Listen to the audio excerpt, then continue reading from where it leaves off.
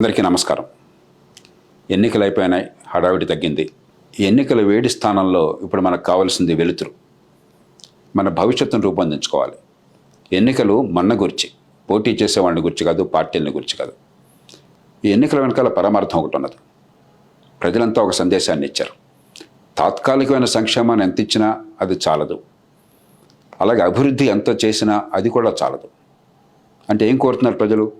అభివృద్ధి కావాలి, కానీ అభివృద్ధిలో మా అందరికీ వాటా కావాలి, భాగస్వామ్యం కావాలి, ఎదిగే అవకాశం కావాలి.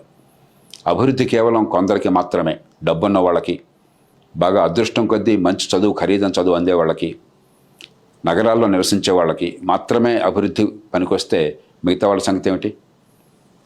మరి అందరూ అభివృద్ధిలో పాలు పంచుకోవాలి. ఇంక్లూజివ్ గ్రోత్ కావాలి అంటే ఏం జరగాలి? అందరికీ మంచి ప్రమాణాల విద్య అందాలి. ఏ కులంలో పుట్టినా, ఏ కుటుంబంలో పుట్టినా, గ్రామాల్లో ఉన్నా, పట్టణాల్లో ఉన్నా, పేదరికంలో ఉన్నా, సంపన్నులైనా సరే తెలివితేటలు అందరికీ ఉన్నాయి. ఈ ఉద్దేశంతోనే టౌన్ హాల్ కార్యక్రమాలు చేపట్టాం. 29 జూన్న ప్రత్యేకంగా విద్య నైపుణ్యం పెంచడం, అందరికీ ఈ అభివృద్ధిలో భాగస్వామ్యం అవటం, ఇంక్లూజివ్ గ్రోత్, దాని మీద మనం ఇష్టాగోష్ఠి మాట్లాడుకుందాం, ప్రశ్నోత్తరాలు చేసుకుందాం, చర్చించుకుందాం, ఒక మార్గాన్ని వెతుక్కుందాం.